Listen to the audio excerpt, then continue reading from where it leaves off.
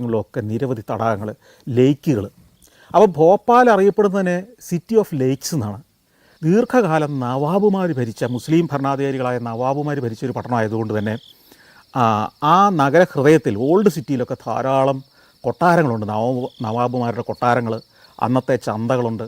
കൂടാതെ Muslim community വളരെ കൂടുതലുള്ള ഒരു നഗരവും കൂടിയാണ് ഈ ഭോപ്പാൽ. അങ്ങനെ ഞങ്ങൾ യാത്ര ചെയ്ത് ഭോപ്പാൽ നഗരഹൃദയത്തിലേക്ക് അടുക്കുകയാണ്. ഈ നഗരഹൃദയത്തിലേക്ക് എത്തുമ്പോൾ അവിടെ നമ്മുടെ ഡൽഹി ജുമാ മസ്ജിദ് പോലെ ഒരു ഒരു ഒരു മസ്ജിദ് അവിടെയുണ്ട്. ഞാൻ ആ മോത്തി മസ്ജിദ് കണ്ടപ്പോൾ വണ്ടി നിർത്താൻ പറഞ്ഞു. അവിടെ ഇറങ്ങി. മോത്തി മസ്ജിദ് 2 നിലയാണ്. അതിൻ്റെ മുകളിലത്തെ നിലയിലേക്ക് കയറി കഴിഞ്ഞാൽ വലിയൊരു മുറ്റമുണ്ട്. അവിടെ നിന്നാണ് പ്രാർത്ഥിക്കുന്നത്.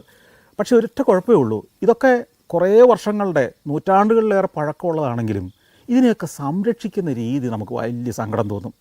സർക്കാരോ പുരാവസ്തു വകുപ്പോ ഒക്കെ പണം മുടക്കി അതിനെ സംരക്ഷിക്കാനോ നവീകരിക്കാനോ ഒക്കെ ശ്രമിക്കും. നവീകരിച്ചിട്ട് പോയ ഉടനെ എന്നും പറയാൻ പറ്റില്ല.